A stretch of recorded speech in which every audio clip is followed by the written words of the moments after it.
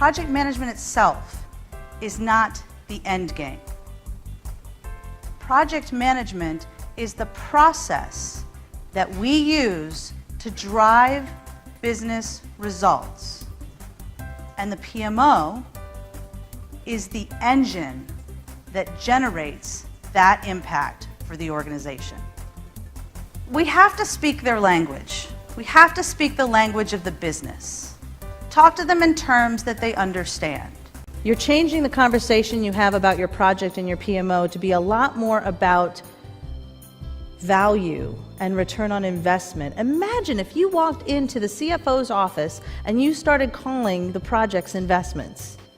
Oh, you're speaking my language finally. You get me.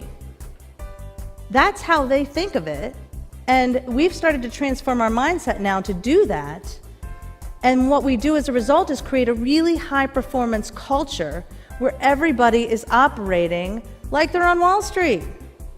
Everyone is thinking, okay, I understand that when I do this, this is going to be the impact. I understand that there's going to be value as a result of this. I'm not just doing mindless project work. You're connecting, and remember, the PMO and project managers, you are the strategy navigator.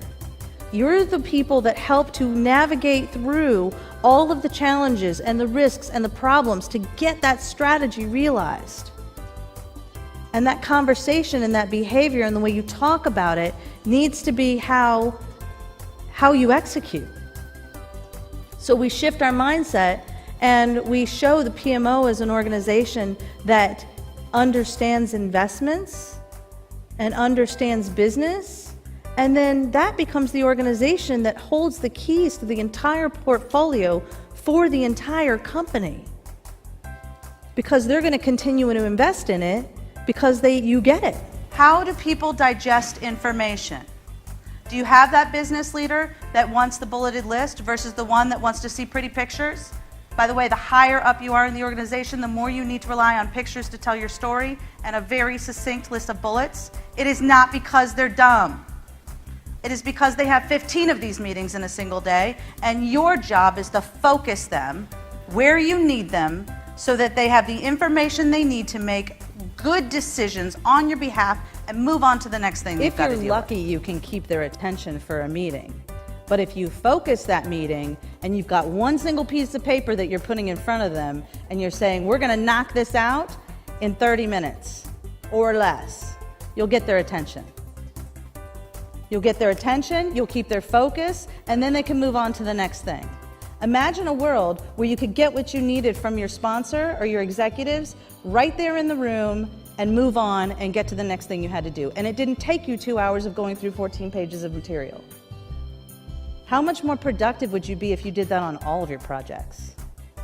That'd be pretty cool, right? So this system starts with instilling focus.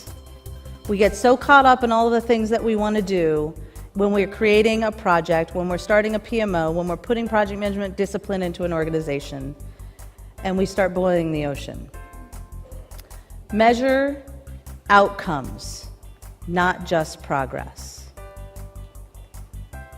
Perform, not just get it done, but perform relentlessly. Your sole focus is on delivery and getting results. But in order to survive, and not just survive, but thrive, we need to be flexible. We need to be able to adapt to the environment that we're in, and make sure that we're shifting as changes are happening around us. And everyone says that the success or failure of project management has so much to do with communication, and I would agree, we do way too much of the wrong communication. It's about communication with meaning and with purpose to drive outcomes and delivery and results. And then, once we've done that, we can transform our mindset and that of our stakeholders to see the PMO and project management as the engine that drives impact, not the administrative overhead that gets in my way of getting things done. That's the conversation you want your leaders having with you. But if you have spent a year or more building templates and tools and process before you've ever had a chance to show value and perform and have an impact, you've boiled the ocean when all you needed to do was put one pot on the stove. I'm here to tell you about what I experienced with Laura Barnard's speech today on the impact engine. Long overdue. PMOs have long been derided as heavy overhead, box checkers, not helping the business deliver the kind of impact, not helping project-centric organizations deliver the kind of impact they're there to deliver. Laura's come up with a formula to make this impact engine the defining attribute of the best PMOs. And we've done it. I've applied her techniques. We've done it for massive nonprofit projects, government, commercial, you name it. And if you ever get the chance to see Laura speak on this subject, I encourage you to go see her. When we're creating PMOs, we do it all backwards. We say, well, okay, first things first, we got to create a whole bunch of templates. Okay, next, let's put a tool in place nobody's going to use. Now, I'm not saying you don't do those things, but I'm saying you've got limited resources with your leadership team. They've got only this much patience and this much funding to support you. It would behoove you to spend that money well and to spend that precious resource of their attention span well and focus your energy on getting something done for them so that they can say, oh, that's what you do. Great, can you do that again? And then can you do it again? And then can you do it again? Absolutely. And here's what I'm going to need to do that. Then you can have a conversation about resources and how you grow and what kind of tool might be helpful. But if you start with things like the templates and the tools before you've really ever figured out how the execution engine happens in the organization, you're going to build the wrong thing. You're going to build the tool that nobody needs. You're going to put the templates in place that actually aren't helpful. I have never seen a CEO or a business leader come to me or anyone else and say, no, hold on, come back when you've got 5 more templates for me to fill out. They just want you to help them get it done. We think about it in terms of projects and the triple constraint. And we need to stop that thinking and start thinking about investments and return on investment instead of just the project. The triple constraint is a set of metrics that you can use as indicators, but they're not why you're there. You are creating projects for the purpose of realizing an investment. Not just to say I did it on time, with the appropriate scope, or even gold-plated it, and under budget. Woohoo, I win. But you know what? We don't need it anymore. See, that's how the C-suite thinks about those projects. And that's why they're investing their money, a limited pool of money, into those particular projects, is because they're trying to get to those outcomes. And the reason that we're seen as, these administrative overhead and box checkers and all those things is because we talk in a language that doesn't translate to them. They don't care about the triple constraint. They care about return on investment. So think of yourself as an investment manager and focus on outcomes and that end state as opposed to we're tracking on our schedule. Every conversation you have can be shifted to say, we met this milestone and that means that we are going to deliver this impact at the end of the project and on this date. And it is our fiduciary responsibility to deliver on that investment. Have you ever thought of it that way? As project managers, you have a fiduciary responsibility to your organization. They wrote you a check, and you need to deliver results for that.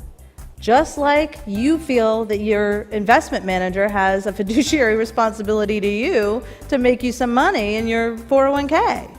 today we had the privilege of having Laura Barnard here as one of our keynote speakers and session provider.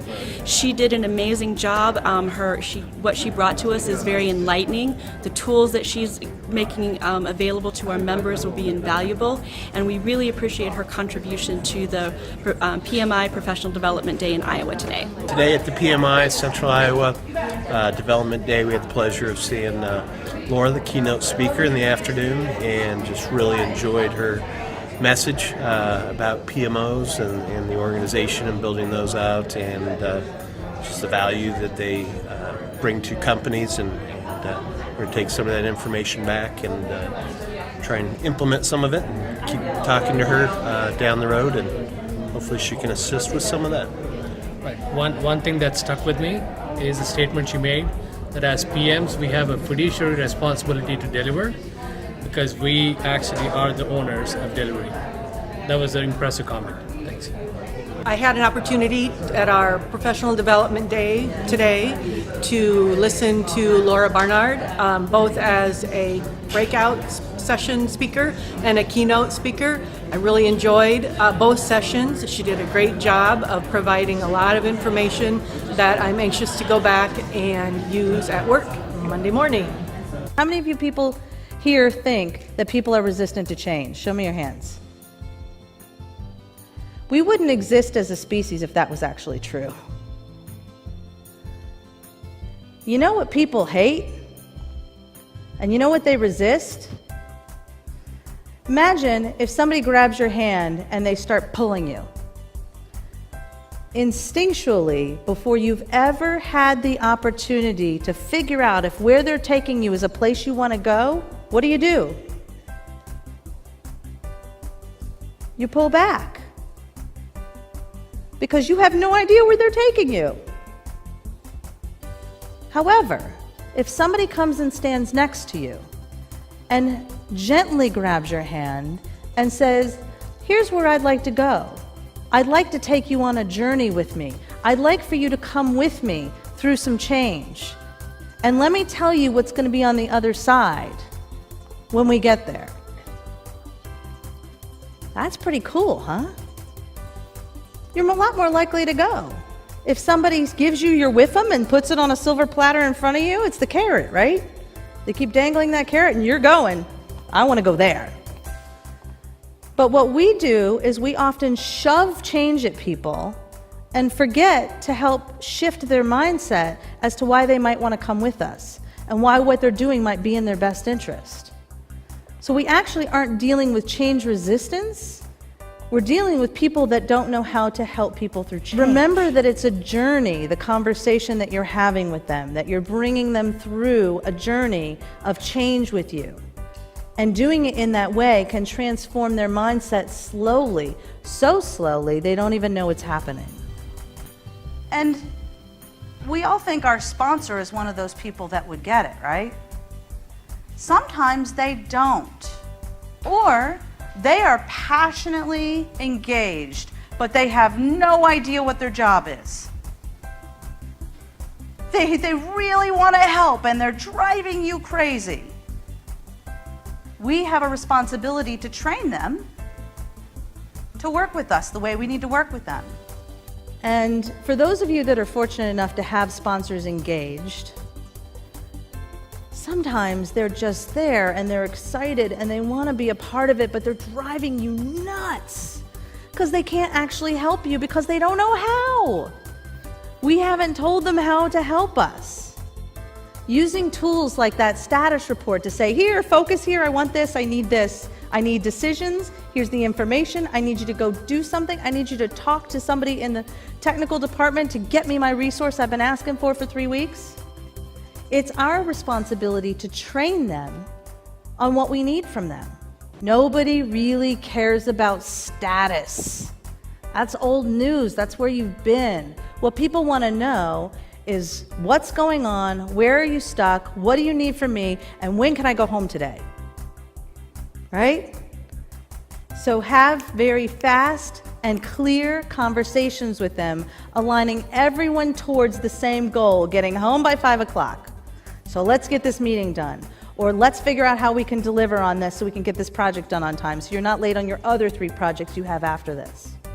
So when you're explaining to the developer why you're asking them to stay late, but you can tie it to the outcome that that project's going to create that impacts their bonus, you're going to have their attention.